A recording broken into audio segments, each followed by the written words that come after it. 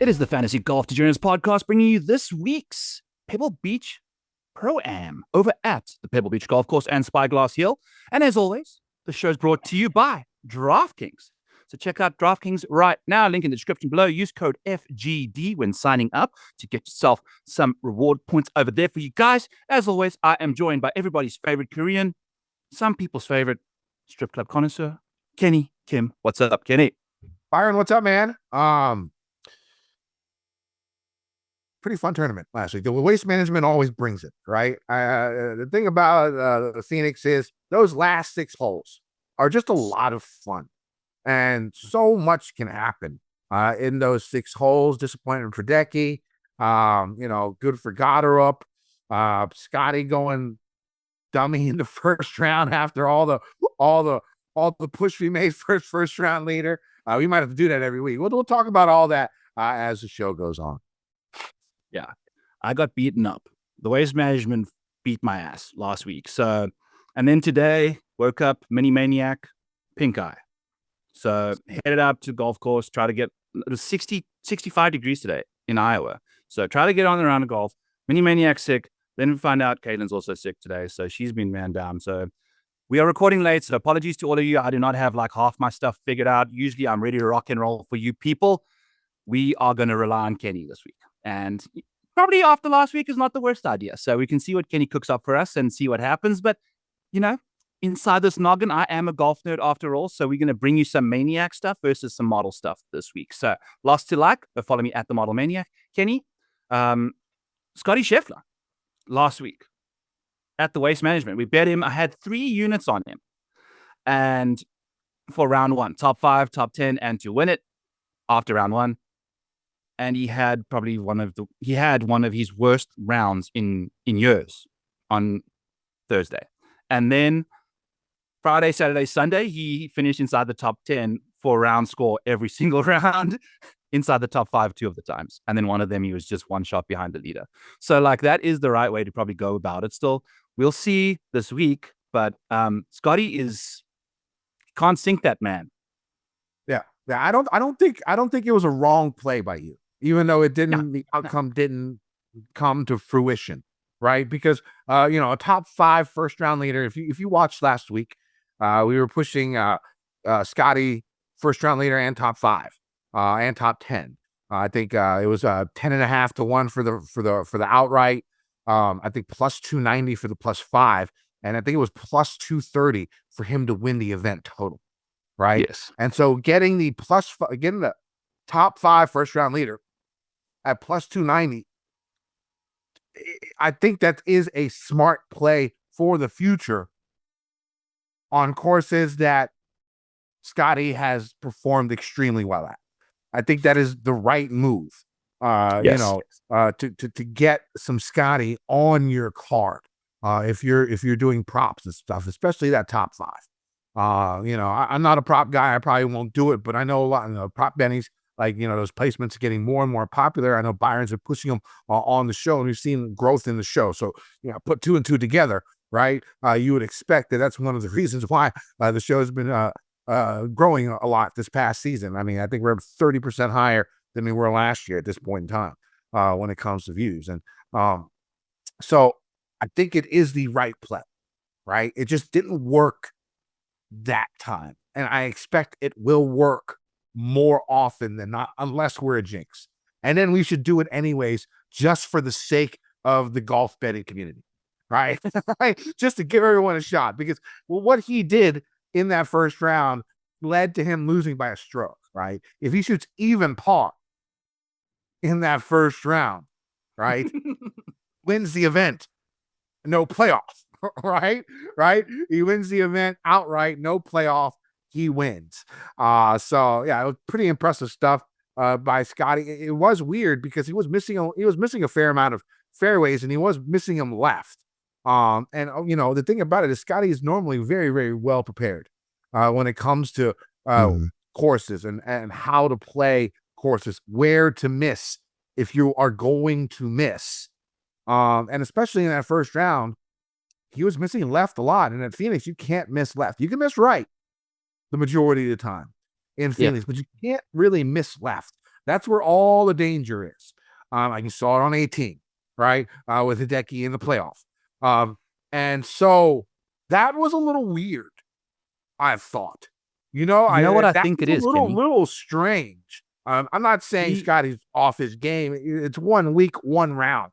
But he did still have some misses to the left for the rest of the week as well, which I thought was a little bit un-Scottie-like because he knows you can't miss left there.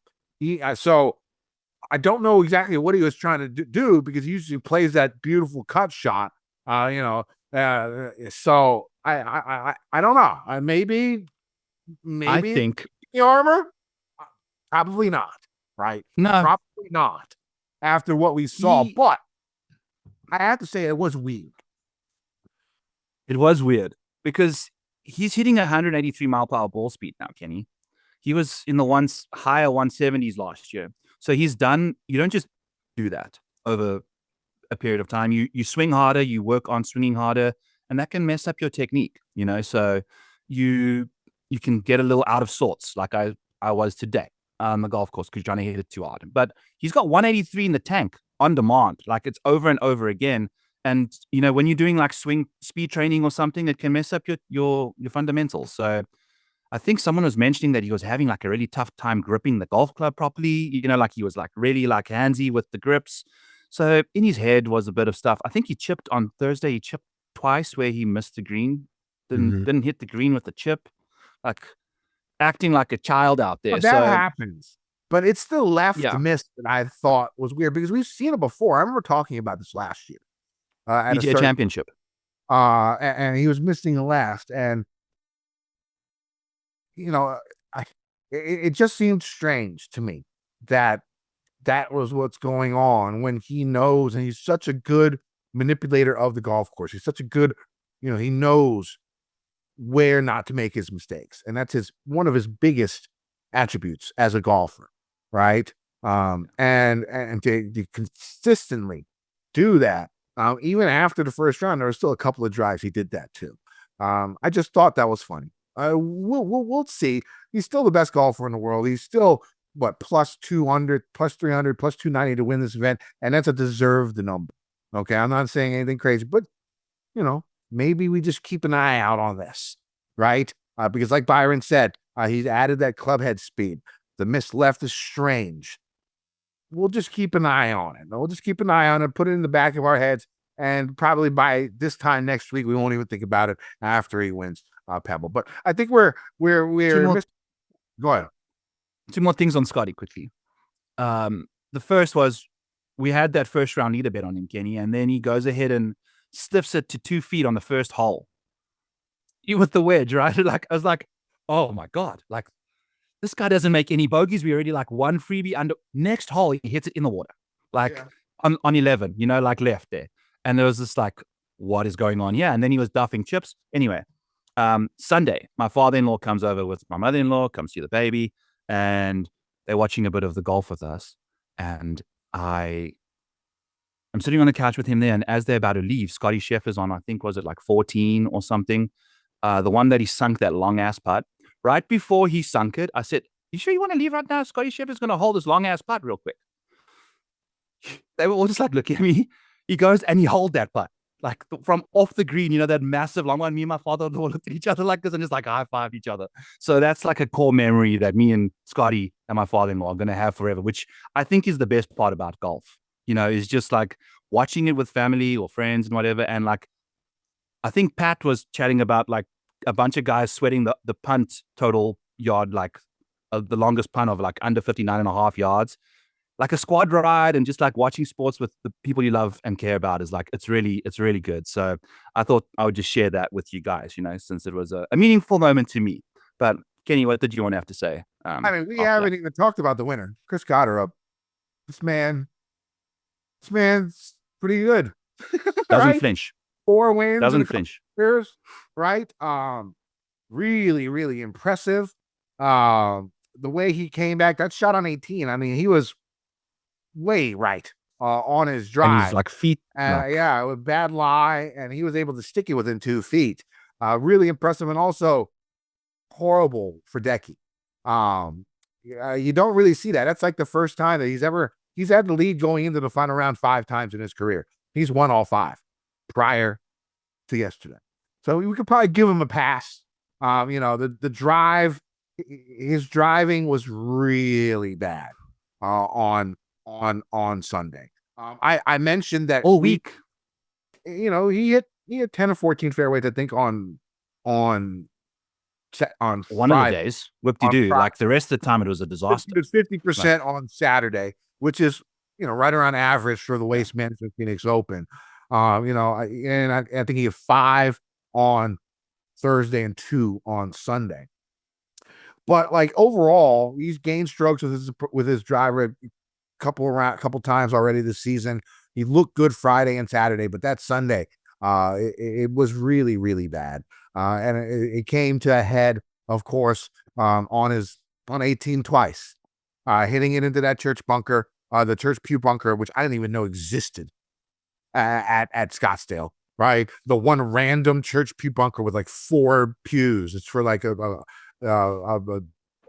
church that doesn't have very many small members. town. Yeah, small town church. And he hits it there. Doesn't get it over the lip. Has about an 18-footer for par, which is not horrible. But misses that. Gets to 18, of course. Also, he had the idiot in the stands who yelled out right before his putt on 18. And then he just has even more bad luck on the tee shot where a marshal or security dropped a chair by accident right on his backswing. That's, I guess it's been confirmed that it wasn't like a heckler who made that noise. It was simply an accident, but the timing was absolutely horrible. He held up like Tiger, unbelievably. And the thing is, like, for me, like if somebody makes a noise, I feel like I pull up, which normally makes you miss right, right? So if he hit that and didn't hold up, he might have had a different outcome because you miss right on there. You can still like birdie like Gotterup did, in regulation. But of course he hits it into the water. He's laying 4 with, actually he's laying 3 with, putting for par with, I don't know, 15 feet. Pretty good approach. But Gotterup nails and shuts the door. He couldn't took it easy. He could have lagged it in, and hoped Decky just missed the 18-footer. But no, he grabbed that shit by the balls and went in and made that putt. It was very, very, very impressive. From the gambling point of view, wasn't that great for me. The week was not good. I went into Sunday with Maverick in place position, Hovland a shot off, a couple of other guys 2 shots off placement for the each way. And so I was looking good going into Sunday once again, but it all shit the bed. But luckily, I saw what was happening with Decky. And, even though those are scoreable holes, 15 through 18, you can, as we saw, make mistakes, and bogey and doubles are live on those holes, especially 17, 16, if you hit it past like he did, actually 16 he made par. It was 17 where he, almost hit it into the water with his 3-wood and then ended up bogeying that anyways. And then, he bogeyed 18, of course, with the church pew we just saw. So what I did was when Scottie finished, Scottie was 15, and then Thorpe and Decky were at 17. Scottie just finished, and he was 350 to 1 at that point. I just put $10 on, right? And then Gotterup comes up. He's on 18. He's at 15 under. Thorpe just bogeyed 16. So Decky has the lead by himself again. And, those last 2 holes, you could score on 17, but again, trouble is in play. And so I went ahead and put like $15 on Gotterup at 22 to 1 after he finished. Let's go. And so I got lucky. I won like $345 on that. I was 1 unit over my normal. 50's a unit for me. I usually bet 7. So that last couple of bets, I was a little bit over already because I added Maverick McNeely Wednesday morning. And then, Thursday morning before the round. And we'll talk about that in a second because of the weather.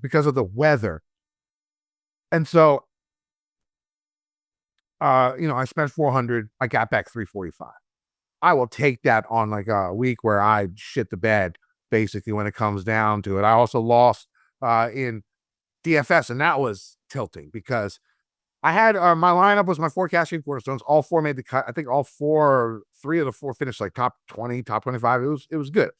My other two guys that I had in the lineup were Keith Mitchell. He made the cut. I told everyone that, and it was Novak on the show, but I changed it to Berger, right? I changed it to Berger Wednesday night. So I had, or it wasn't Wednesday night, like probably Monday night. I changed it. I got rid of Novak and went to Berger instead for the cash. And so if I kept that lineup, it would have been 6 of 6.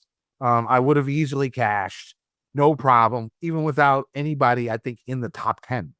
I would have cashed. On a week where it's like super chalky, like it was last week, because Gotterup, Lindeque, all those guys were 20+ owned, 20+% owned. It would have been nice, but you look at the weather, and we saw the weather forecast on Thursday morning, and I waited until Thursday morning to look, and they were looking at 44-mile-per-hour gusts at 8 in the morning, right over there, and then they were looking at the best weather on Thursday was the latest starters. They would have the least amount of wind. So I was a big on Haotong Li. Berger was one of the first golfers to tee off in that morning wave. Haotong was one of the last golfers to tee off in the rounds. I was like, okay, I can't ignore 44-mile-per-hour gusts at 8 o'clock in the morning. Like, I normally wouldn't change it if it was just slight. And when it comes to weather, I will say this now, I only look at Thursday. Like, I judge my weather wave just on Thursday. I don't even really look at Friday because it's still 2 days off from when you're making your lineups. You really don't know what's going to happen because I judge my wave stacks based upon Thursdays only. And based upon that Thursday, I made that switch. I switched out Berger, put Haotong in that. And Haotong, of course, was 4 under going into the back 9, easily within the cut line. And then shot 7 over on the back. 43 on Friday. I don't really know what happened. And so because of that, I was on the bubble the whole week, and then all my guys shit the bed on Sunday. So I didn't cash. Even with the 404 cash game cornerstones, I think it's the second time it's happened this season where I didn't win, where my cash game cornerstones went 404. So hopefully more cornerstones. You need 6 cornerstones. What? You need 6 cornerstones. No, 4 of them is too little. They've been giving out lineups, which occasionally I do, but DraftKings wouldn't like that on a weekly basis. Basically. They're cornerstones. You'd have to play them all in the same lineup. They'd play 6 guys you'd mix into the majority of your lineups. But you want to chat about Kenny, that back 9, like you mentioned earlier, it's exhilarating. It's so much fun. Like Thor made eagle on 15, he walks onto 15, he's 1 shot back, walks off 15, 1 shot up on Lindeque. He's got 3 holes to go. Easy little par 3, juiced. Like, that's the thing, is they say winning is a skill and being under the gun and under pressure. And someone said, man, you could see the nerves got there. And then I think Trevor Immelman corrected the person and said, that wasn't nerves. That was a fantastic shot. It was adrenaline. Like he hit it 5 to 8 yards further than what he wanted to do, because he was like, I'm getting goosebumps just thinking about him leading the tournament for the first time in his PGA Tour career, probably at the Waste Management Phoenix. No, he was in Japan. He was in the mix, but anyway, you are trying to beat a Decky, Scottie, all the big names you're on in the final 16th group too, or the on second 16 group, right? Yeah. I thought the best thing was his press conference afterwards. When people asked him about it, and he said, "You know what? I'm not disappointed.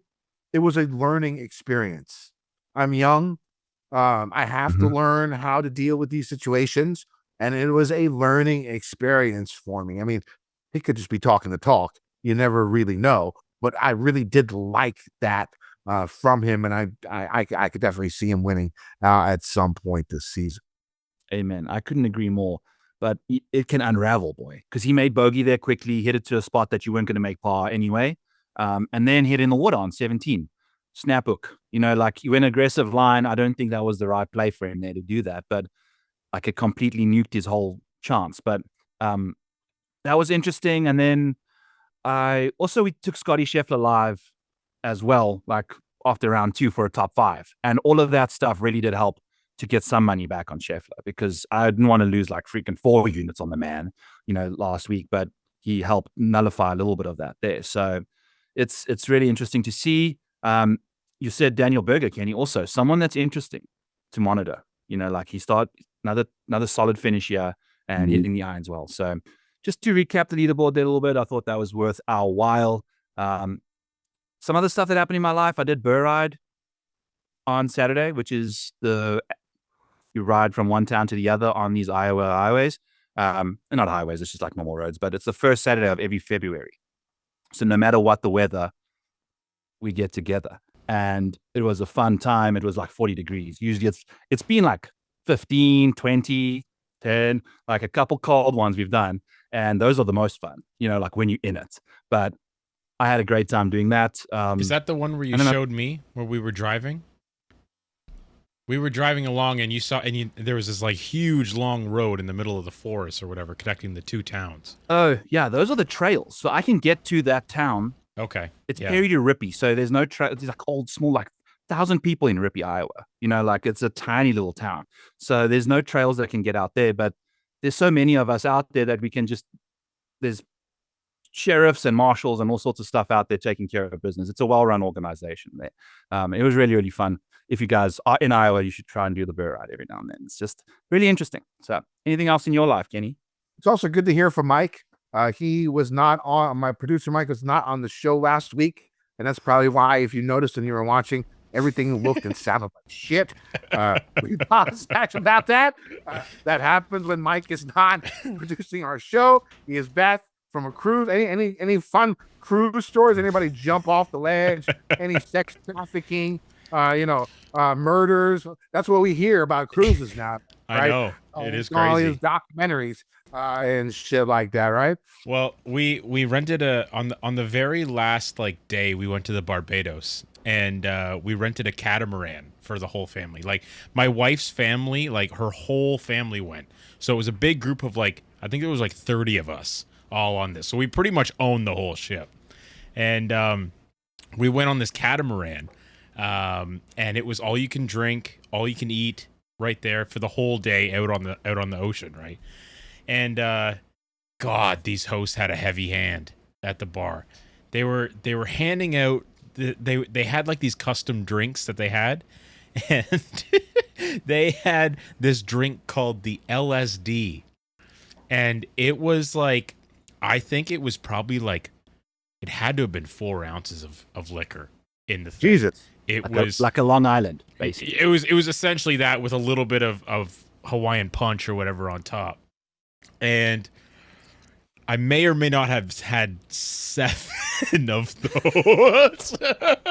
Like your ass didn't just fall off. Holy shit, dude. The ones were we lost Mike. He fell off the cruise ship. There was a time from when we got off the catamaran back to the cruise ship.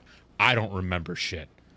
I literally, I have never blacked out or anything like that, but Jamie said that I was everybody got off the catamaran and I was just in the bottom. I was just peeling bananas with the crew members. Just having snacks, just peeling bananas, drunk as shit.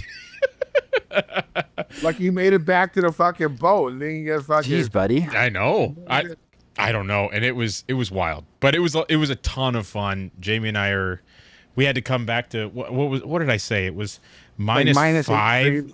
Yeah, and it was consistently high 90s every single day, tropical weather. Man. So Yeah, we got FOMO right now, so. Mm. But overall, it was a ton of fun. Yeah, I will say that changing the subject here a little bit, going back to this past weekend, it was a losing weekend, of course, for me. Since I didn't win anything in DraftKings, but I did win a little bit of underdog, which is nice for a Sunday. Won like a couple $100 on a play, but I did have a viral tweet this past yesterday that I should make like $500-600 on. So technically, it had like 1.5 million impressions. It had like 60,000 likes, like 3,000 retweets, and so I'm guessing that I should make like $500-600 just off that tweet. So I'm grasping at straws here, but I'm going to count that as a winning weekend. I'm going to count that as a winning weekend. It's actually still going. Here's a tweet. Here's a tweet. It's a Winter Olympians. I've ruptured my ACL, but I'm still going to ski 80 miles per hour down a hill of ice. I've broken my arm, but I'm still going to jump 30 feet into the air on my snowboard while twisting and flipping at the same time. NBA players. I played yesterday. Going to take today off. So that tweet right there made like more money than I made gambling this weekend. So shout out to Elon for that one. 1.5 million views. I'm looking at it right now on that tweet. Well, on that What a banger, Kenny. 1.5 million views. I should make at least $500 off that. I made so we'll see how that goes. Once we get the money in. I will say the Olympics are on. That Lindsey Vonn shit is going to be. I woke up early as shit on Sunday. I was so pumped, right, to see her try and do this with a fucking torn, but ruptured, not torn. Like the ACL is gone. She like doesn't have one, like ruptured ACL. And I wanted to see her because she was like third in qualifying the day before. Like she was going crazy out there, right? And she's going out there. I woke up at like 4:45 in the morning, just to watch her do this run live. That was a mistake. I can tell you that right now. Because if you watched it live, when she fell, right? When she fell and she crashed and she was laying, on the snow, the crowd became dead. The whole mountain became dead silent. And all you could hear were these anguishing screams of pain from her. From her? From her. Like of course, they weren't going to show that in any of the replays and any of the, the nighttime coverage, but live, they showed it, right? And they put the sound up, and it was, I could still hear it like in my fucking ears. Oh, that's gonna stick with you forever. Pain and just the screaming, like it wasn't just like normal ow. It was like misery, pain. Like it was so horrible. Torture. It was one of the worst things I think I've ever seen. Kudos to her for trying. But man, that shit really was bad. But I'm sort of leading up to a story here. I'm sure most of the people who've listened to this show have heard this story in the past. I tell it all the time. Basically, every time the Olympics comes on, I tell this story. But we've had a lot of new listeners here recently. So we'll tell my Olympic story, and it does sort of correlate into injury at the Olympics, but we'll talk about it. So if you remember in 1996 in the Olympics, the biggest story was the women's gymnastics team, right? And of course, if you guys have heard this story, you can fast forward because I've told this like 4 times probably. But the women's U.S. Olympic team was like the biggest, thing back then. They were supposed to win the gold. It was supposed to be a big thing. It was in Atlanta. They were the favorites. And so, of course, it comes down to like this late girl named Carrie Strug, right? So Carrie Strug, she's doing the one where she, jumps and then like puts her hand on I don't even know what the thing is called. It's like in the air and then lands, right? And so on her first run, she like, sprains her ankle really, really bad. She barely walk. She's crying. Her coach is like carrying her, but she has one more run and like she has to do it for the United States to win. And of course, she runs, does it on the fucked up ankle, lands it. It's like one of the most historic moments probably in American Olympic history, right? But just behind probably the Miracle on Ice, and maybe that's it, right? Right? Maybe that's it. It's like one of the most defining moments of U.S. Olympic history in United States Olympic history. And so that following year, I'm going on a school trip down to Florida. It's a orchestra trip. I played in the orchestra. I was first chair viola. I actually played in the Kennedy Center, which is not the Kennedy Center anymore. But anyways, I played. So we went down to Florida in this competition. It was right around Disney World, and so we go to the MGM, whatever. I forget. Is it the MGM or it's one of the 3 theme parks that they have, and they have this ride called the Tower of Terror, right? And they were just opening it. So me and my friends, when we were in high school, and we were really, really bad kids. So just remember this when I say this. Full We're disclosure. really, really fucked up kids. And so we got a wheelchair so we can like pretend to be handicapped so we can get into the front of all the lines for the ride.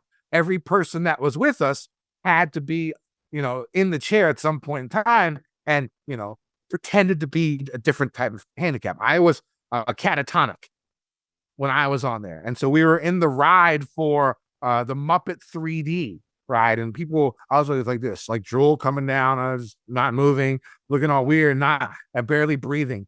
And that's what I did. And of course, we were on the line for the Muppet 3D. And some of the places were like, you didn't have to go, but they were like ramps.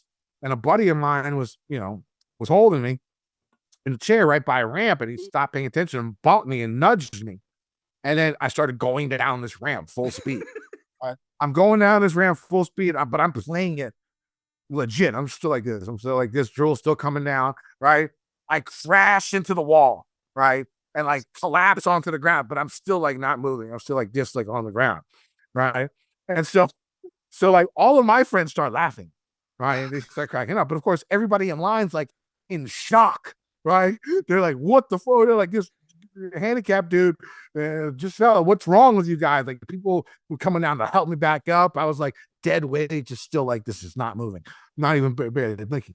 Anyways, so we get to the Tower of Terror, and my buddy, he's actually, I think he works for a sports agency now. I think he's like agents for like a bunch of Boston Red Sox and shit like that. So I'm not gonna say his name. Okay. Not gonna say his organization. Yeah. But so we're there, but he was like a drama kid. Like he was in all the plays and stuff like that. So basically he acted like he had like Down syndrome or was like mentally challenged, right? And that's what he was like, I see if I do it, I'm gonna get in so much trouble. If I do, like we used to be able to do those things back in the day where we can imitate that. I almost did it. But you know what I'm talking about, right?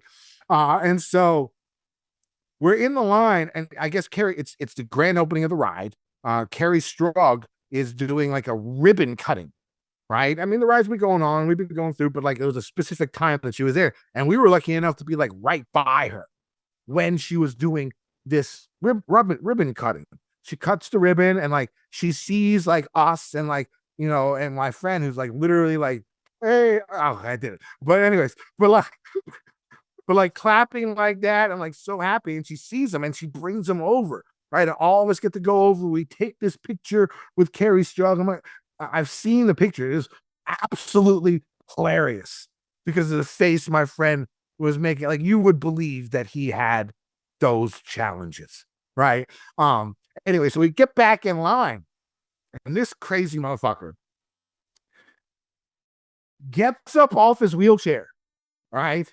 And starts walking like his first steps ever. He's like, I can walk because of Carrie Strug, and like walks toward. By then, Carrie knows it's a joke, and she's very, very angry. Okay, she's very, very angry at this, as she should be. As again, remember, I was 15 years old. He might have been 14. The other guy. It was bad. It was bad. It was bad. It was bad. But it's a memory that we're going to have for the rest of our lives. I can tell you that right now. But the story's not really over. She was pissed. We almost got kicked out of the fucking park, right? Because of that shit. Luckily, we had people who were able to talk it through. We were okay. Now, fast forward about 10 years. I'm dating this girl. She lived in Roanoke. Her sister is the head of the Commonwealth Games of Virginia. It's like this little mini Olympic style, competition they have with Virginia residents, right? And my girlfriend's sister, she ran the whole thing. And so we got invited to the opening night, whatever. And there's a guest speaker. The guest speaker was Carrie Stroh, right? And so we're sitting right in the front because, we know the chairman, right? So we're like right in the front. And she keeps like, I could see her like looking at me, right? Like eyeballing me, like while she was up there.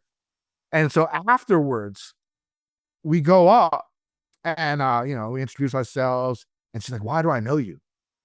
And I was like, you don't want to know the story. I said, I know you from somewhere.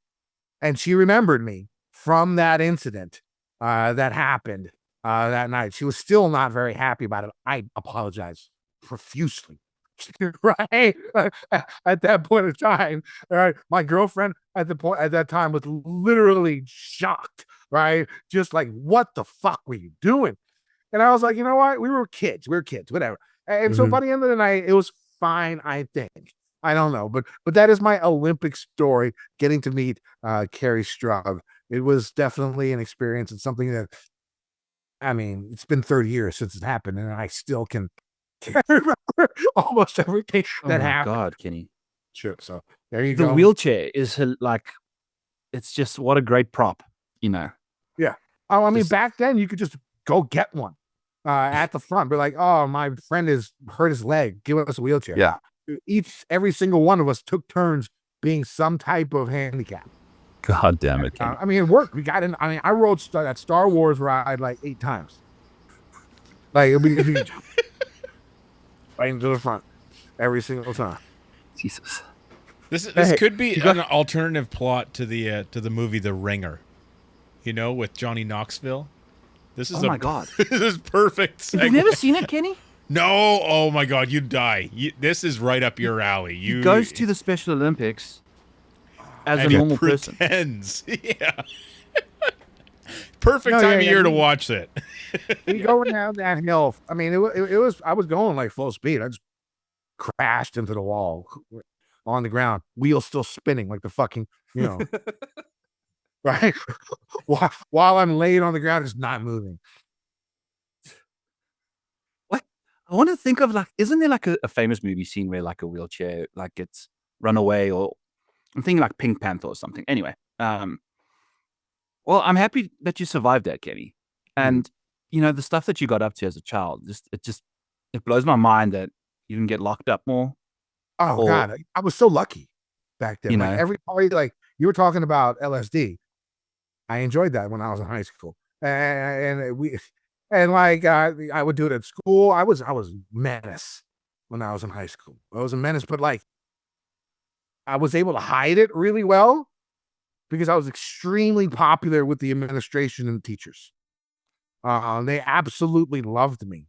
We had an athletic director who was like there for like 30 years, right? And he was retiring. And so my senior year, they got a committee to pick the next athletic director because this was a really, really big deal at our school. And I was one of the 3 students picked to be there. Literally, I got good grades. I played all the sports. Did all the drugs. I was in the orchestra. I was in the student government. But like nobody knew how fucked up of a kid I was. Like I was eating acid like at school, like tripping my face off, like at school. First period, I just eat like 2. And go. I had a buddy of mine who sold it, so I had like a half sheet of acid in my freezer at all times, from like 14 to 16. And you know what changed that, which is sort of fucked up and says a lot about where I grew up. I grew up in a very, very ritzy high school. In 1996, MTV voted it the third snobbiest high school in Korea. In America, they sent out stuff to different schools where everyone put in like the make and model of their cars, like in the parking lot, and then sent them in. And like the schools that had like the highest priced cars were like the snobbiest. Number one was Crossroads in Beverly Hills. And these are the ones that like turned it in. So whatever. Sure. 2 was Langley High School, which is our rival high school right down the road, in McLean, Virginia. And then mine was Madison High School. We were third. So we were very, very snobby, very not much culture in that school. Let's just say that. And so once the late in my senior year, the administration sort of turned on me. And what happened at that time, I look back on it, and it's really fucked up. I hung out with a lot of black people. Wow. Hung out. We'd skip school, go to DC, go to P Street. There was a 12-year-old drug dealer we always went to. He'd always give us way more weed than we should, right? And I wouldn't go myself. I had to go with black people to get it. And then we come back, roll a blunt, smoke it on the way back. We do this like lunch. Right. And so like once like the faculty and staff started noticing that like I hung out with a lot of black people, that's when I started getting in trouble all the fucking time. So there you go. That was my high school. Incredible, Kenny. Would you believe me if I told you I wore a uniform and a tie my entire high school? I mean, isn't that, you were in South Africa? I mean, isn't that like what you normally do? And it was all boys. Ooh. Boys for 12 straight years. So my sister went to the convent, which was all girls for 12 straight years. Yeah. I mean, they were pretty straight, let's be honest, yeah. We had one guy, Matsimela, that was like the best athlete in the grade. But yeah, it was fun times there. Good for you, Kenny. You graduated, obviously. You got your GED. Graduated. Yeah, graduated. I got into tech and graduated from tech, and I did my thing, but high school is great. High school, I'm like the loser. Like if I can go back to high school, I would. It was just so much fun. I was head boy in grade 7, so like I was the main leader of the like. That sounds horrible. That sounds like something that like a Catholic priest would like nominate a child to be. Like it sounds horrible. It's not quite as horrible, but it was a Catholic school. Anyway. Shall we get to what we're here for? This is not a golf pod. We're 42 minutes in right now. Why we have timestamps, okay, guys? Yeah. So, if you don't want to hear us bullshit for like 30, 45 minutes, just skip to the good part. Really fucking easy, all right? So there you go. We'll start with the good part. While you are doing that, make sure you hit the like, hit the subscribe, and let us know in the comments below who's going to win this week. The only Haunch, shout out to you. Congrats. You won last week with Gotterup, so hit me up on X or find a way to communicate to me so I can get you into the Model Maniac Patreon for free. Get you hooked up over there. We're having a good time in there with all my models, all my tools. So make sure you guys comment. The first name is the only name that gets selected, so no duplicates. Make sure you check the comments before you do that. Hit the like, hit the subscribe. Let us know how much you love us, because we know you guys do. You guys have been awesome. Like the increase in support has been fantastic. So we love you all very, very much. There's no better way to get closer to the action than with DraftKings Daily Fantasy. Right now, our partners at DraftKings are giving new customers a shot to play free for their share of millions in prizes with their first deposit on the DraftKings Daily Fantasy app. Simply download the DraftKings Daily Fantasy app and enter promo code FGD during sign-up to play free for your share of millions with your first deposit. Gambling problem? Call 1-800-GAMBLER. New York, call 8778-HOPE-NY or text HOPE-NY. Connecticut, call 888-789-7777 or visit ccpg.org. 18 plus in most states. Restrictions apply. Terms, DraftKings.com. Minimum $5 deposit required. One single use, $3 ticket rewarded that expires in 14 days. Ends March 25th. See terms at DraftKings.com/promotions. Sponsored by DK. Kenny Kim, hit us with the course preview, baby. All right, so the PGA Tour heads up to California here for this week for the AT&T Pebble Beach Pro-Am. Golfers are going to be playing 2 different courses. Used to be 3. Now that we've changed it to a Siggy, it's 2 courses. It's Spyglass and it is Pebble Beach. The Pro-Am only takes place the first 2 days. No Pro-Am on the weekends. Right? So, course history, somewhat important here. Here's the thing. Like, since it's been, well, let me just read what I wrote here. So normally this event, I have course history ranked very high in my model. The 6.5-hour Pro-Am rounds, all 4 days weren't for everyone, right? Now with the reduced Pro-Am and the fact that a lot of top golfers have not played this event that much or this course that much in a tournament faction, I don't know how much course history, is going to be important. I'm still going to look at it, especially in cash.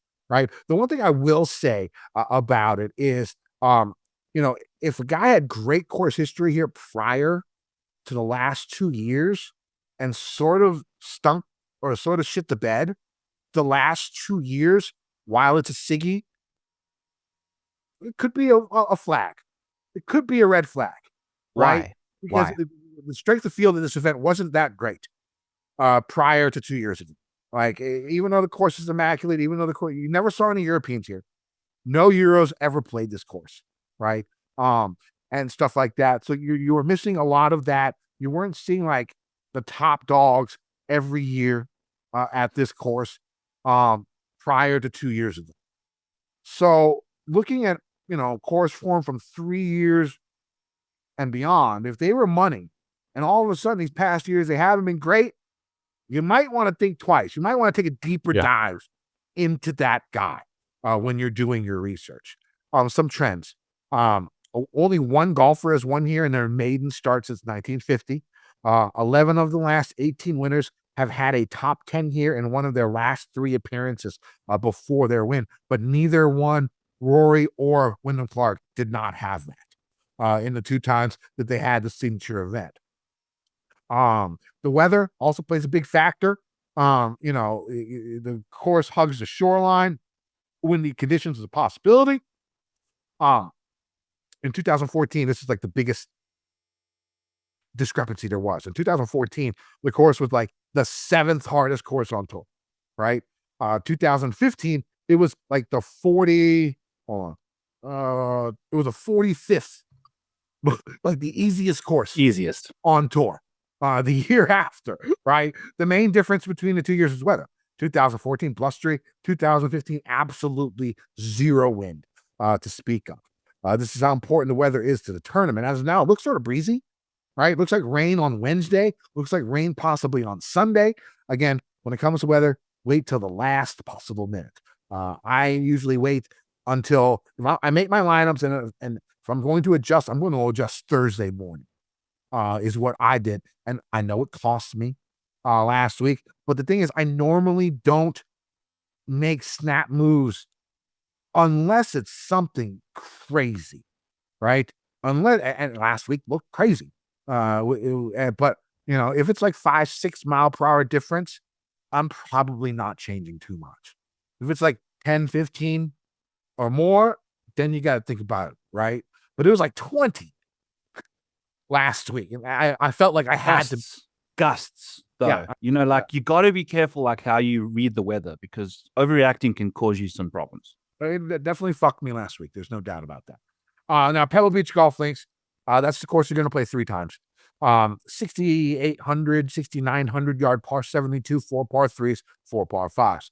2 of the par 5s reachable by all golfers, which is 2 and 6. 1 won't be reachable by many, which is going to be 14. And 1 is reachable by long hitters. That's going to be 18. The course hugs the coastline. Beautiful views. Also, could be brutal conditions if the wind picks up. Off the tee, golfers are going to see fairways that are above average in size, bunkers guarding the landing zones.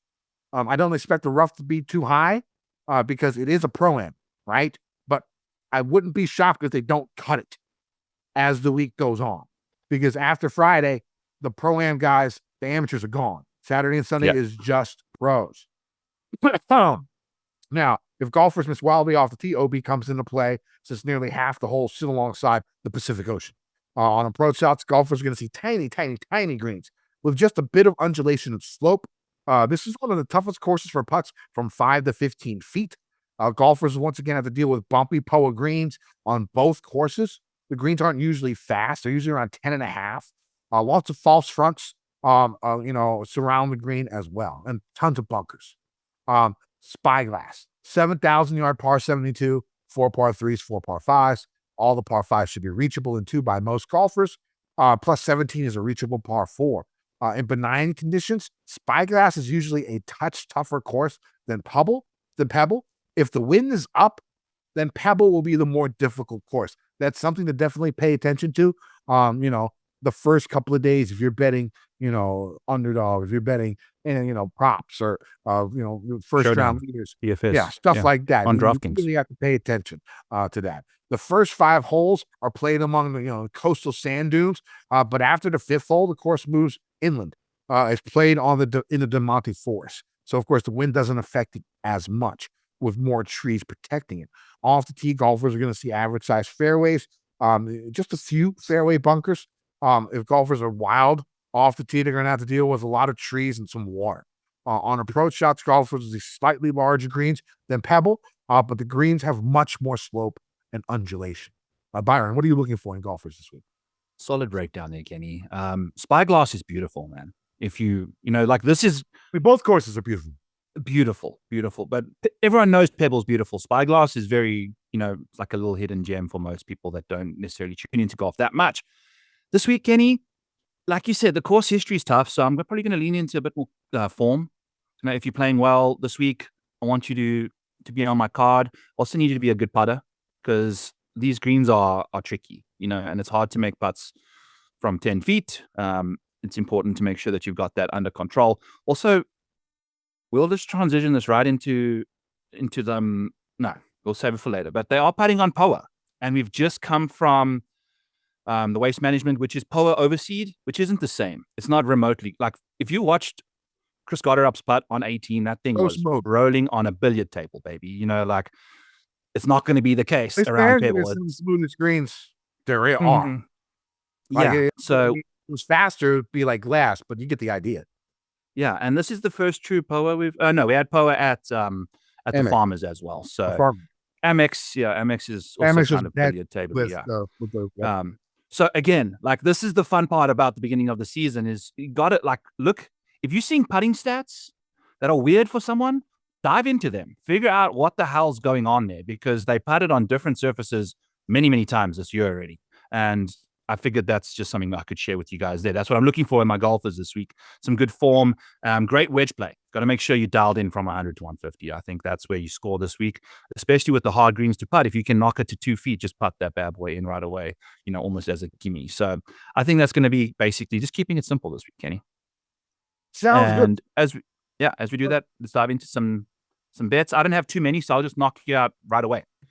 My only outright that I got 2 actually. Tom Hoge, 270 to 1 to win this tournament.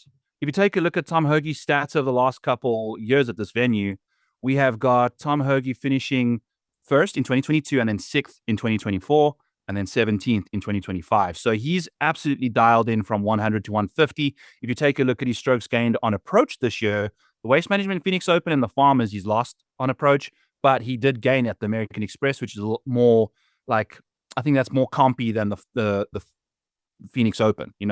The way they're going to hit their approach shots, more of them come from 100 to 150 than the Phoenix Open. So definitely a venue I'm kind of looking at. And if you have good history, that's good. Even since the signatures have began, and he's still finished 6th in 2024. So typically putts very nicely here and has gained putting this year in all 4 starts. So the putter has found its juice, and at the American Express, he finished 8th at a golf course that he's played well at in the past. So ridiculous numbers again. We have on DraftKings bet them, and these are the best numbers out there that I found. Tom Hoge, I'm clicking a million buttons. 20. I bet him top 10 and top 5. I'm struggling to put it up real quick, but the numbers are out there. You know what the odds are. Just go bet him top 5 and top 10. It's like 11 to 1, I think, for top 10 and 23 to 1 for top 5. So it's really, really, 23 to 1 for a top 5 is awesome. And I think that's probably where you really want to, if you don't want to bet the outright, just bet the top 5 on Tom Hoagie. I think you should have a nice sweat, because that Amex was a hectic sweat for us the last time at like 600 to 1. So there's similar numbers out here, and I think there's other books that have it like a 120 to 1. So 270 is very, very nice. Go check it out at DraftKings. Bet that ladder. And then I'm going to go with Justin Rose, Kenny. I'm trying to not overthink the situation. Rosie's course history are fantastic and the form phenomenal, obviously. So he got a win here in 2023, a third place in 2025, and then an 11th in 2024. So, I mean, those are 3 top 11s in 3 straight starts at this golf course, at this event. Putts well here, as always.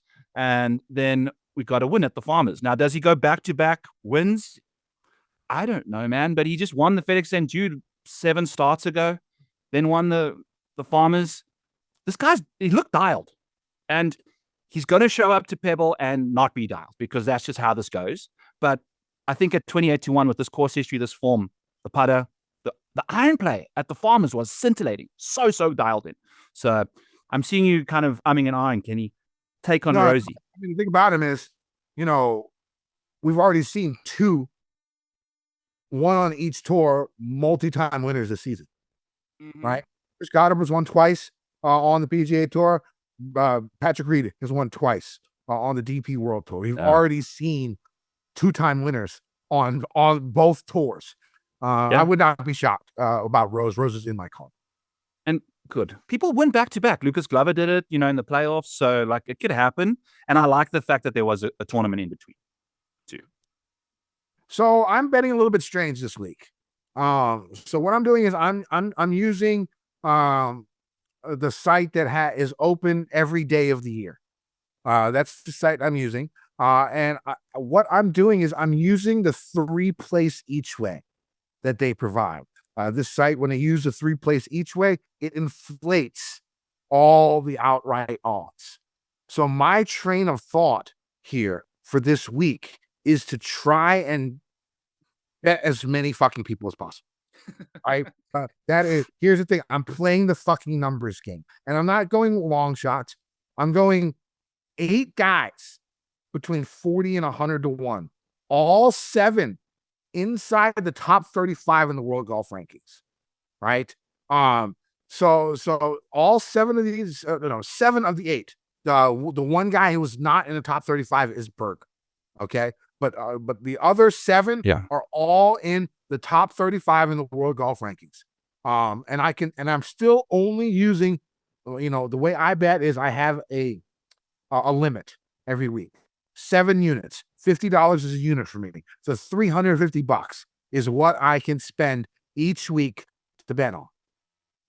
I can still bet 8 golfers, which is 10% of the field. And these golfers are all top players. I'm not betting long shots and betting, a whole rack of people. I am betting guys who are proven winners, who are high on the world golf rankings, who I think can win. And I'm betting 10% of the field with these guys. So I'm playing a numbers game this week to try and get the winner, right? That's what I'm doing. So if you go to that site, you get inflated odds for 3 places. So first, you have to bet the 3 places as well. Yes, you have to bet the each way. You have to because that's the point of the inflated situation there. So that's just, don't think you can just sneak and get the better thing. I already bet each ways. Yes. No matter what. So this is not like changing that. Now, usually I bet 8 places instead of 3 places. And if people, I know we're getting some new people. For people who don't know what each way betting is, okay? It's basically 2 bets. You're betting on the outright. Say a guy is 100 to 1 to win an event, right? And you bet on him to win, and you're taking 8 places each way. All right. So you put $10 on the win, and you put $10 on the 8 places. So it becomes a $20 bet. Okay. So you have to bet both. All right. And so if he wins, you get everything, right? You get everything. But if he doesn't win and he finishes in the top 8, you could get dead heat rules and stuff, but let's not talk about that. If he finishes in the top 8, you get 20% of his original outright value, right? So you will get 20 to 1. if he finishes in the top 8. So you got 2 bets. So basically, it's like a win bet and a placement bet all combined into one. That's the way. That's what each way betting is.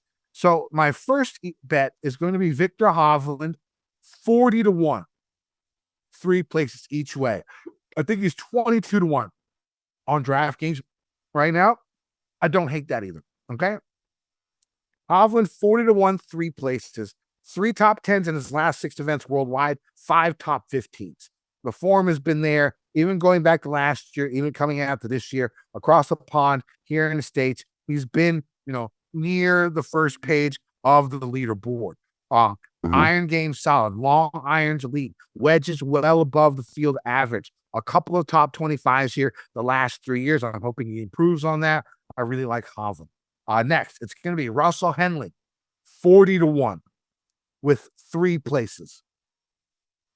Comes in number 2 on my model, behind Sky. Gained nearly 10 strokes with his irons in the 2 events he has played so far this season. Wedge is very good. Long irons, very good.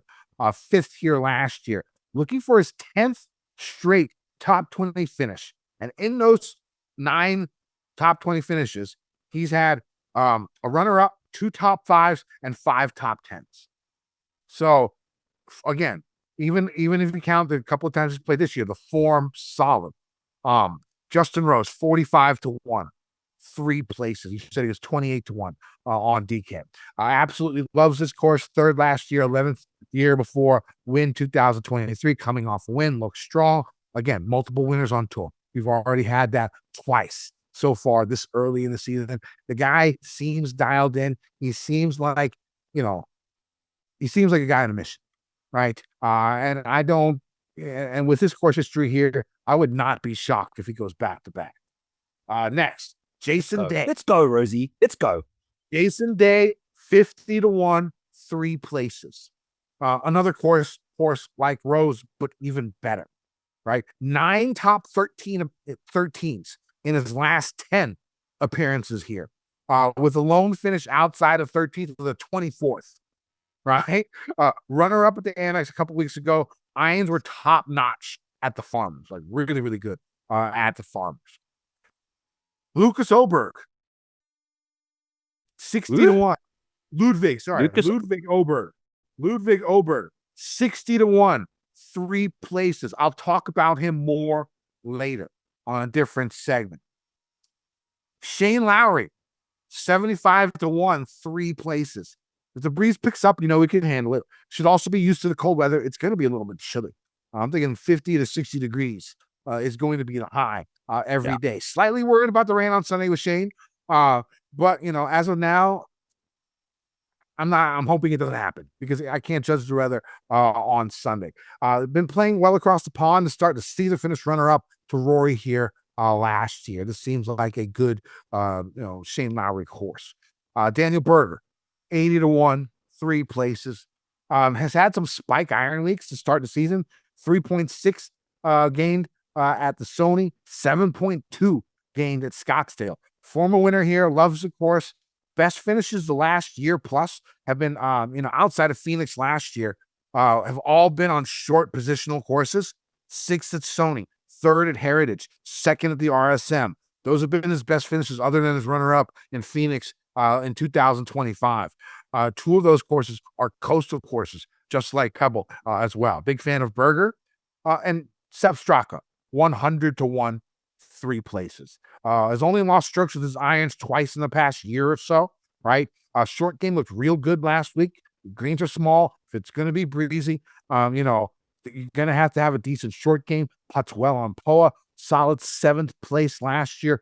Proven winner. Even in Siggy events, he is a proven winner. So my 8 bets, again, different strategy. I might get ridiculed for it this week, but I don't care. I'm trying to win. So I'm staying in my budget. Hovland, 40-1, 3 places. Henley, 40-1, 3 places. Justin Rose, 45-1, 3 places.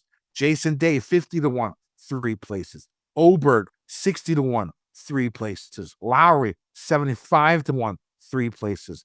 Berger, 80-1, 3 places. Straka, 100-1, 3 places. Funny card, but that's the way I'm going with it this week. It's not funny, Kenny, because what's funny is when Scottie Scheffler wins tournaments all the time. And the 3 places is basically like a without market in a weird way, right? Because you're getting such juice. Like placements that I would do. I mean, if Scottie's going to win this event, he's going to win this event. And I'm not going to bet him at plus 230. No. So or plus 300. So if he wins, he wins. Okay, he wins, he wins. Now this does give me the opportunity, but a lot less than the 8 places I normally go, where if a guy finishes second or third, I could still get some of my money back. And, you know, I could get lucky. You know, the way I have this is I usually will get like around close to 6 units back on an each way if it hits and there's no chance. So, you know, I lose 1 unit. Basically, it's like cash. It's my version of playing cash in the betting market. Now, you know, it's a lot easier when it's 8 places. But again, I would not have been able to bet. I probably wouldn't have been able to bet 4 of these guys, right? And reach my limit. I probably could have just bet the top 4, and that would have probably been my max. But this way, I can bet 8 guys, right? I can bet 8. I can bet 10% of the field. With all these guys who have, you know, had success here, most of them in the past. You know, bunch of former winners, guys who are playing well leading in. You know, all like I said, 7 inside the top 35 in the world golf rankings, which technically is the top 33 because Hatton and Bryson, right? So I'm just playing the numbers game here, and that's the way I'm going about it. I love it, Kenny. You know, that's the thing. It's like betting outrights it's a puzzle, dude. And the best part about it is you can choose the pieces that you want to use to put the puzzle together. We've got all the pieces out there, all the different markets and stuff. So make sure that you are trying to just weasel your way into the winning column, people. So I've got actually 3 more bets for you in the DraftKings world for placements. And these are maniac bets just off of, like, if you've been watching golf this year, these are guys that are playing fantastically well. And a majority of them are top 10s or top 20s. Russell Henley's minus 112 for a top 20 at this golf course. You just mentioned Kenny, fantastic finish here last year. He's got 10 straight top 20s. So clip it. Russell Henley's not finishing inside the top 20 for his 11th consecutive start, but he's made 10 straight top 20s. The Tour Championship is involved there, but he finished second there. So that I'm just going to count that as a top 10 anyway, because small field, but second place finish, high upside. Russell Henley, I call him Sex Panther because 60% of the time he's inside the top 20 all the time, you know? So that's kind of Russell Henley for you. If you've been watching Jake Knapp play golf, people, top 10 plus 270. This man has been on fuego to begin. Sony, Amex, Farmers, and then Waste Management last week. Fantastic golf this year. I think he's sneaky. Cognizant Classic, shit the course record. Set the course record out there. You know, he shot in the 50s. So this man can go low on wedge intensive golf courses, got a fantastic putter, and, you know, he's actually sneaky good with the wedges and keeps his ball in play quite nicely, hitting stinger mini drivers out there. Then I have one more for you as well. Let's see with Kim. One thing I'll say about Knapp and people of Knapp's ilk when it comes to longer hitters like Jake and stuff like that off the tee, when you look at the results prior to signature events, the winners they really haven't been the longest of guys. There's a lot of positional guys, stuff like that. But since it's become a signature event, it's been Rory and Wyndham Clark. Rory, yeah. Guys that can overpower the golf course a little bit, right? Because that's the thing is, I saw someone put out a heat map of the different distributions of golf shots on 17 at the Waste Management over the last 20 years or something. And you can see everyone was laying up like 20 years ago, 10 years ago to a wedge shot. And then now everyone's just going for the green because analytics has just exploded.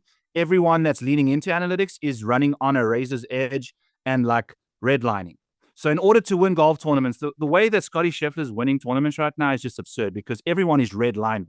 And that's why you see guys like Haotong Lee and Thor just completely just give up a good round out of nowhere because they are like running so close to the edge.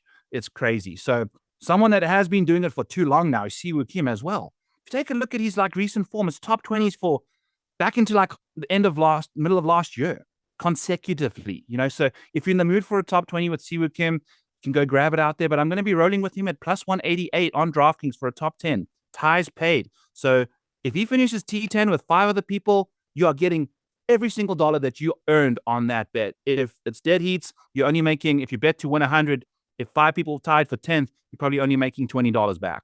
So it's a tough situation. Make sure you get those ties. DraftKings does a good job making sure you can get good numbers on those. So those are my 3 top 10, top 20 bets. Russell Henley, top 20, minus 112. Jake Knapp, plus 270 for a top 10. And then Siwoo Kim, plus 188 for a top 10 at Pebble.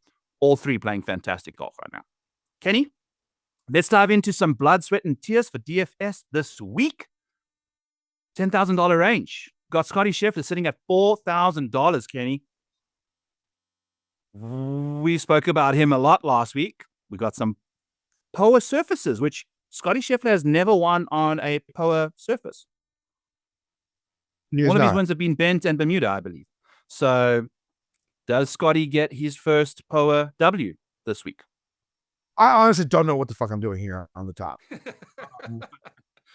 Because here's the thing. Like, Rory makes sense, right? Scottie, of course, is going to get ownership. Is Fleetwood going to be the guy that's going to be sort of the odd man out, right? Mm-hmm. When it comes to, he's going to be the lowest owned of these 3. I think Hovland's going to be higher owned than him. I think Siwoo's going to be higher owned than him, and Decky might even be higher owned than Rose. So, I mean, it's possible that Fleetwood's the lowest owned guy out of the first 7, right? From a game theory perspective, that seems like he seems like the play. He seems like the play. I don't know if I'm going to roster any of these guys. I could roster 2 of the 3 in separate lineups. I have not made my decision yet because, I mean, you can't really. I can't really think of many reasons not to play each one of these 3, except for Tommy, because of his course history. But again, he's only played this course twice, right? Like 2 or 3 times in his career. And so, hopefully this is a different Tommy, right? Compared to what he has been the last 2 years, a little bit more confidence, a little bit more feeling good about himself, feeling good about his game. He hasn't done the best across the pond so far, but I think it could be worth it to use him in GPPs if he's going to be 12% owned, and the lowest owned guy in the first 7 golfers, the 7 highest priced golfers. Again, I'm not sure which way I'm going to go, but just putting that out there for you guys to think of. And when Kenny says he hasn't been doing that great across the pond, his last 2 finishes have been T41 and 25th. Prior to that, it was 3rd, 2nd, and win. So, I was talking about this season. Yeah. I'm just saying, like, more recently, not so great. And I agree with you. It's a weird time of year because we've got massive gaps in people's schedules, and we've seen people, Nico Echeverria, freaking Neil Shipley. These guys have just shown up and just been horrific. Like, just to name a few. It's kind of crazy how a short break can just completely derail momentum there. So I think Tommy's very, very interesting, Kenny, especially if the wind starts picking up a little bit. It doesn't look like it. I think they're going to be making tons of birdies this week. If just based off the weather that I've looked at for the upcoming season, upcoming week, obviously it stops at Saturday. So I can't even tell you what's happening on Sunday, which isn't going to be a good situation, So, I made a Scottie lineup that I like. There are, again, it's a signature event. There's no risk. There's a lot less risk. Everyone's going to play 4 rounds. There are plenty of golfers in that 6K range. I went all the way up to 8,300, playing 8,300 golfer over with Scottie. And I was completely comfortable with the lineup.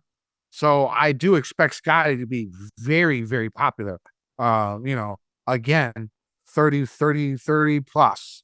Once again, I would expect, and I would not, and I think Rory would be 20 plus up there. I don't think those guys are going to be glossed over. I think those are going to be the highest owned golfers in the out there this week. Yeah. And what's interesting for me, Kenny, as Scottie's priced at 14K, I don't know if he was priced this high in other signature events, because so far we've had Scottie at the Amex and we've had Scottie at the Waste Management. Now he's $14,000. The opportunity cost that you had when you were picking Scottie Scheffler at 14.5 last week, the next bunch of guys weren't Rory McIlroy, Tommy Fleetwood. You know, you could kind of pick a Tommy Fleetwood and then anyone in the 9K range as well. So you're getting like two really good guys for the price of Scottie kind of situation, which this week on POA, God damn, I think I'm going to fade him. I hate talking about Scottie Scheffler because anything I say just completely opposite happens. But $14,000, I feel like the opportunity cost in this field, I want to be playing a bit more balanced, you know, taking more advantage of the $8,000, $9,000 names a lot more. One thing have you noticed about Scottie is he's been more derisive about his game, like emotionally, like when he misses a shot, when he does something wrong. You've seen him get a little bit more pissed off about stuff in a couple of times that we've seen him this year. And then, of course, you add into the fact that the first 2 rounds are going to be 6 hours long with amateurs. I don't know. We're trying to. You also just won the last Pro-Am out there. So that's not a problem. We're grasping at straws and trying to figure out reasons to fade him, but it might be worth it this week. Again, I made a Scottie lineup. I don't know if I'm going to keep it. Again, I'm not completely sure what I'm doing up top, but one thing I do know that I'm doing is I'm playing Victor Hovland.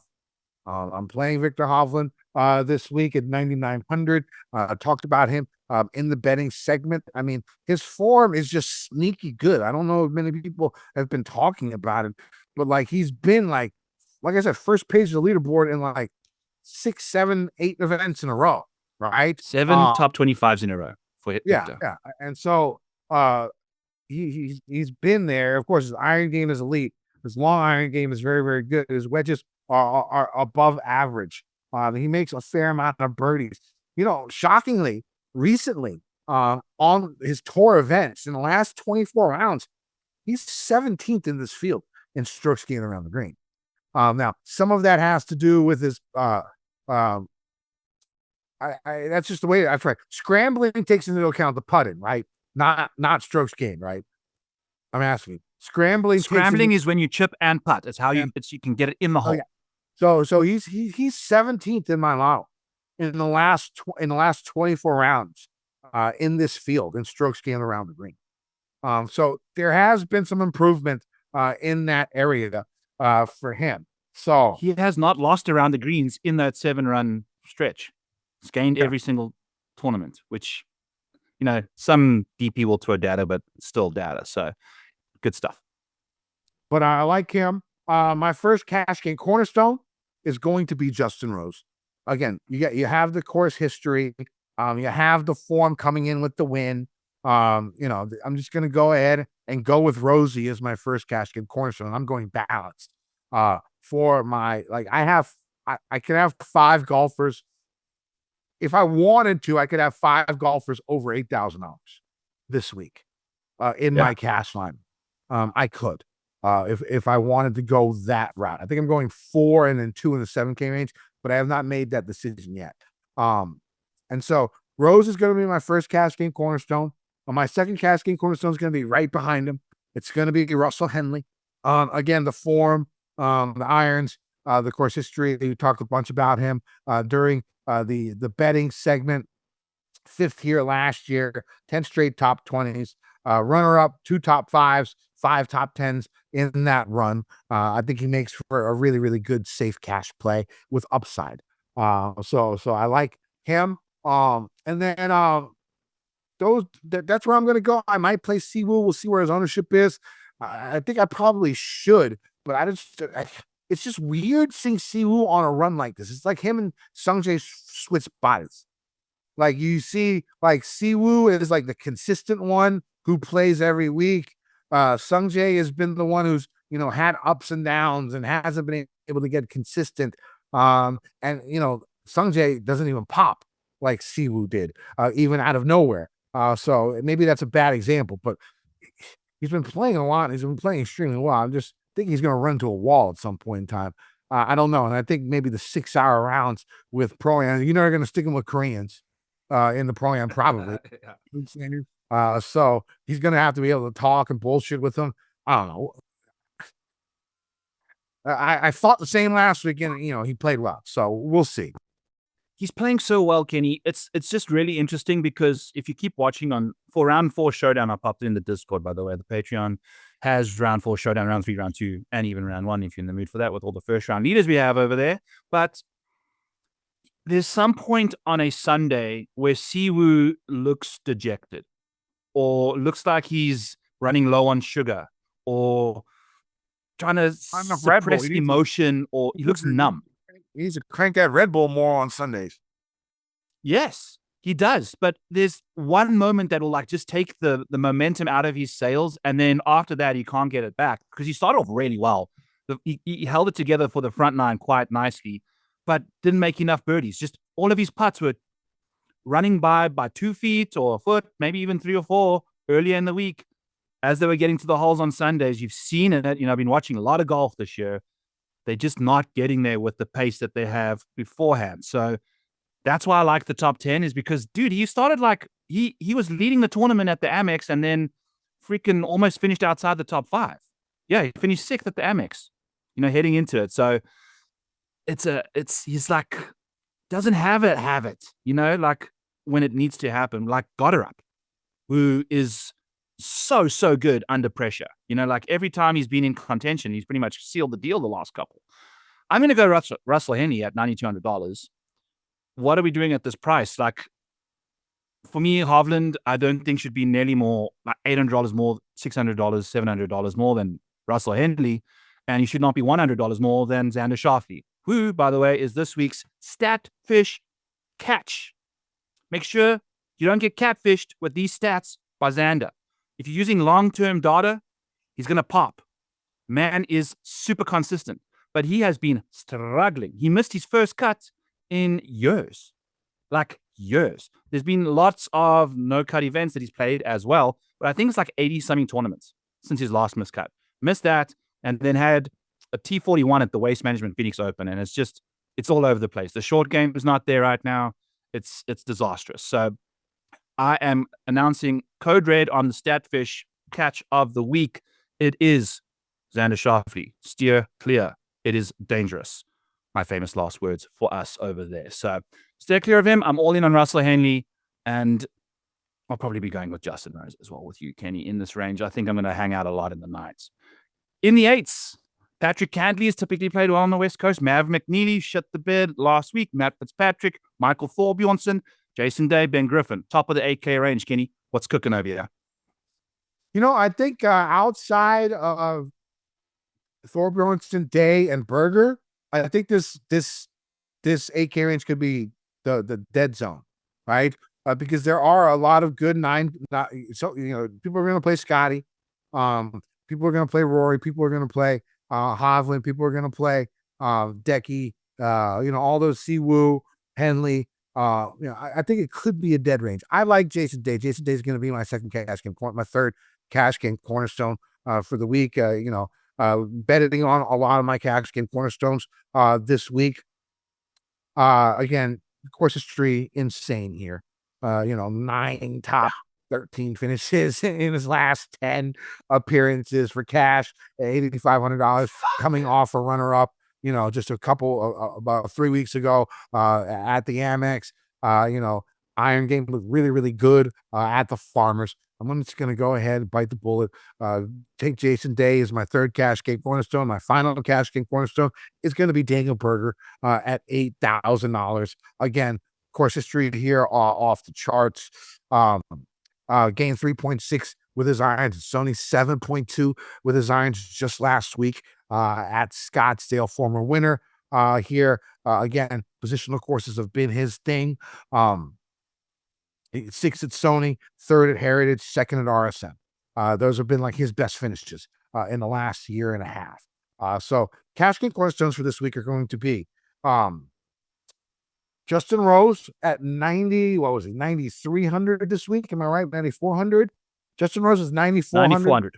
Russell Henley at 9,200. Jason Day at 8,500. Ludwig Ober, I'm sorry. Daniel Berger at 8,000. It still leaves 14,900. You could fill out your lineup of like Oberg Hoagie. You could fill out your lineup with like a Lowry Bridgman, Straka Bridgman, something like that. You could work it out that way. You could go Gerard Batia. There are those 7K plays, and again, you can all go all the way down to Hoagie and go up to, hit the music, Mike, my hustler play of the week. It's going to be Ludwig Ober. I did bet him 60-1 the 3 places. Of course, he's coming off a withdrawal at the Amex, and then a really poor showing at the Farmers. What I'm hoping, of course, is that whatever he withdrew from at the Amex affected his play at the Farmers, and I'm hoping that people will be off of him. Maybe can we get lucky and get single-digit ownership, 10%, 9%?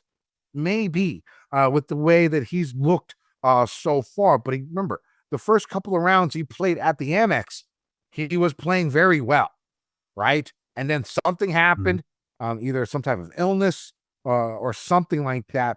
And then he had to withdraw from the Amex, came back the following week at the Farmers, shot 78 the first round, really shit the bed, and only 72 on the North course in his 2 rounds before he missed the cut.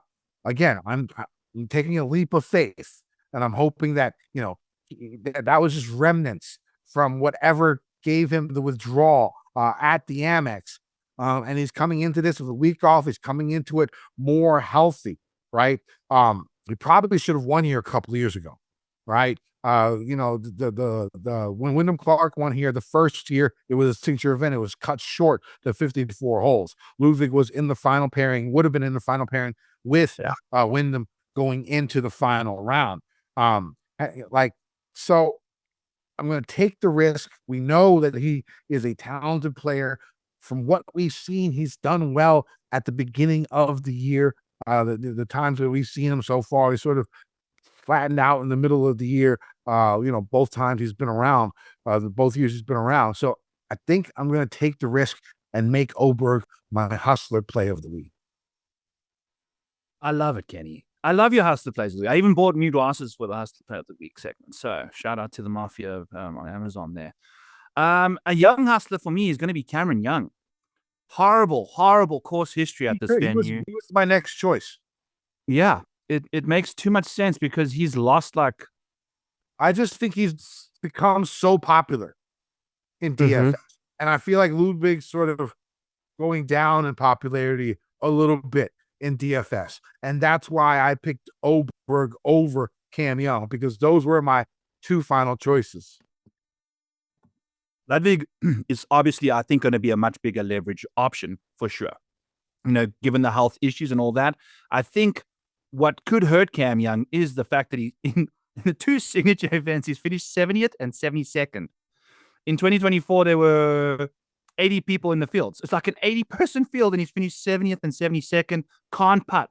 6 strokes lost last year at this golf course. Sorry, 4.5 because it's 1.5 per round. They didn't play Spyglass year and get the data there, which is pathetic by the PGA Tour. But anyway, we've got his 41st and a 22nd to start his year. Not the greatest, considering he was just rattling off top 10s just every week from the Wyndham when he won to the Pro Core. He finished no worse than 11th in that 5-run stretch there. So no top 20s yet this year. He's actually a lot better with wedges and short irons in his hand. For someone that's got as much distance as he does, he's a very bad long iron player, relative to the PGA Tour. And I like him at these shorter venues where you can hit a lot more wedges and make a lot more putts. And I think there's a way that he can get around here. And I think he could be potentially overlooked just a little bit. He is a very popular play, but $8,100 is a fair price, in my opinion.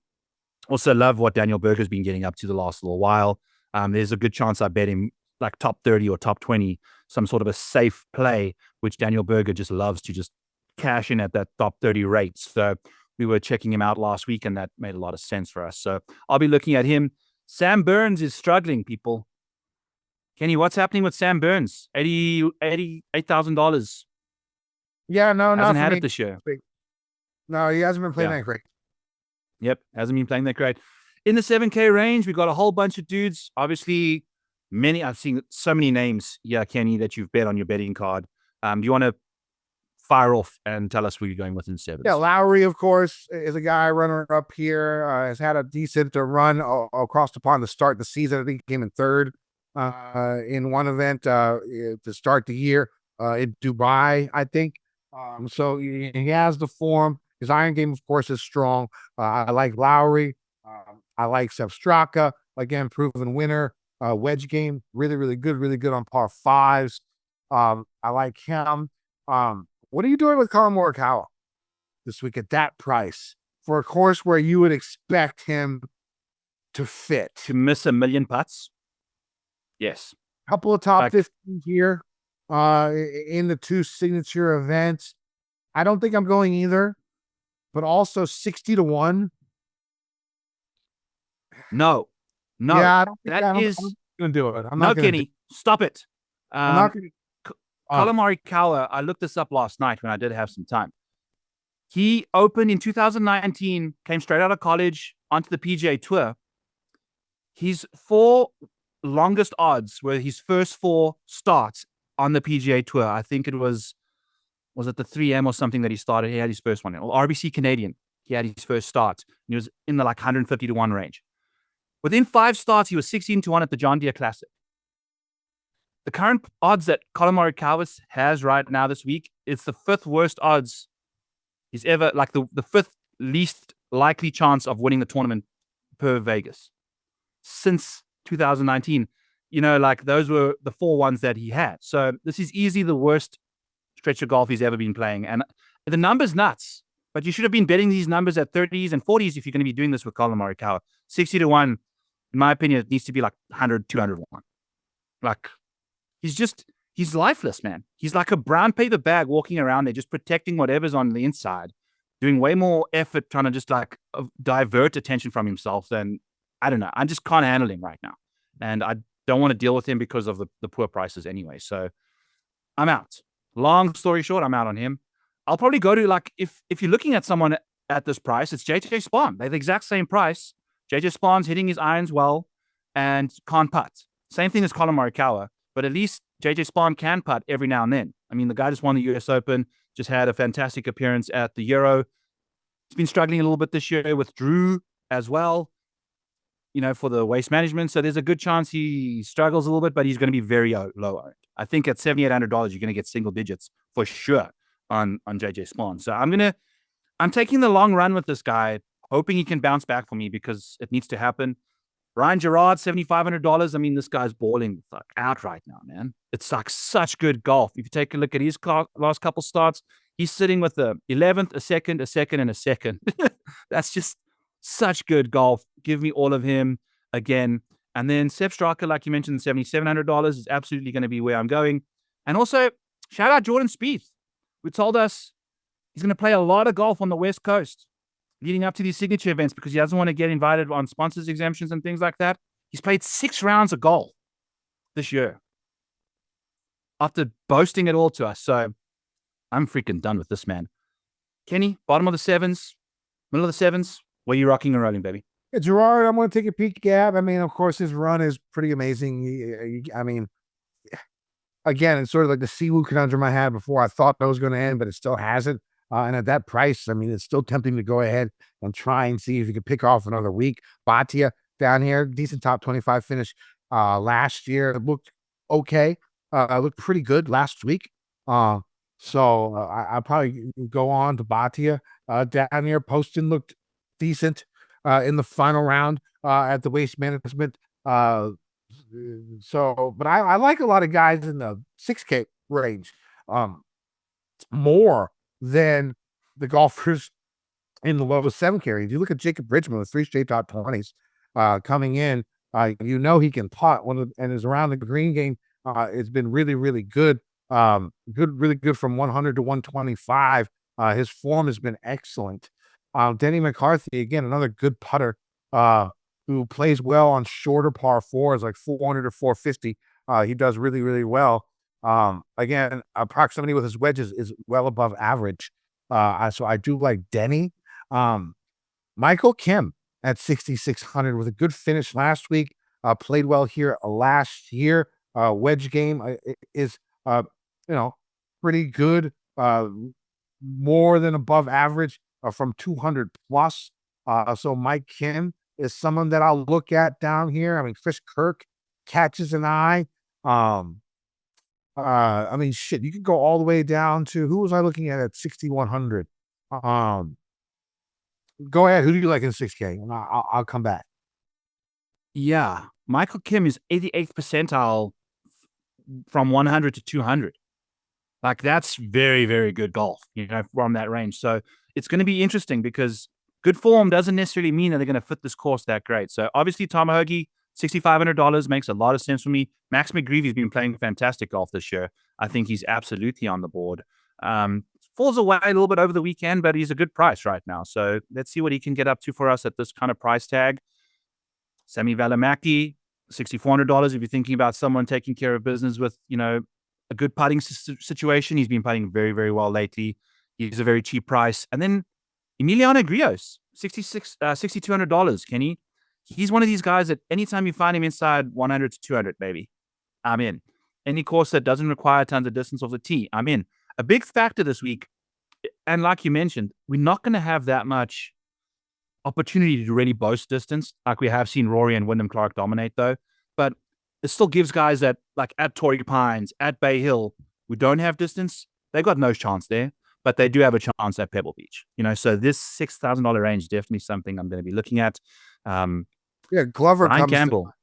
Glover comes to mind at 6,300. Again, he played well last year. Iron game always strong, and we've seen the old heads do well at this event.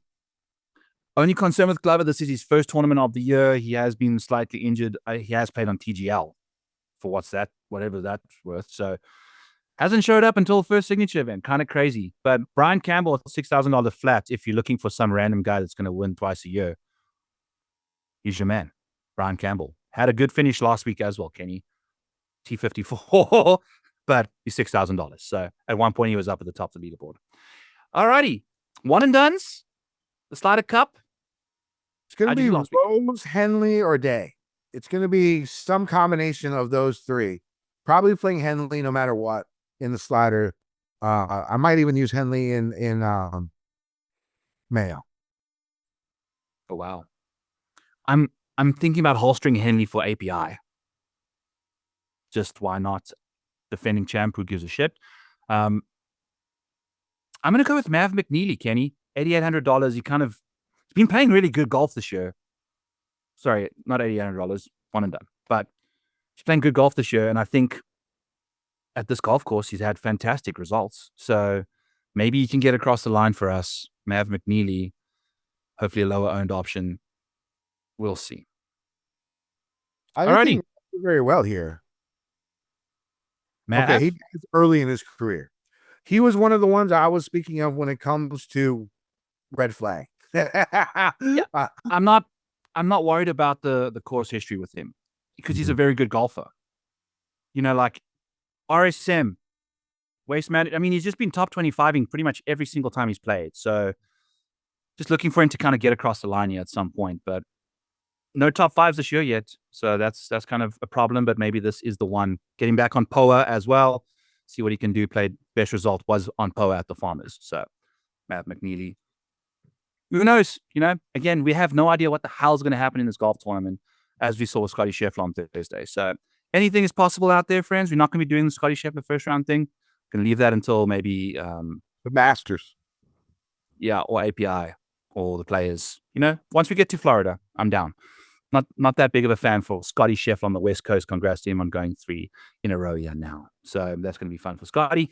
Anyway, friends, catch me at the Model Maniac on X. I appreciate you guys for all tuning in, hitting the like, hitting the subscribe, follow us all over there. I'll be doing back 9 bets on Mayo Media, this very same channel, live at 3 Eastern every Tuesday. Check me out over there. I'll have a lot more bets for you guys. I'll have done all my research, done all my prep now that the baby is asleep.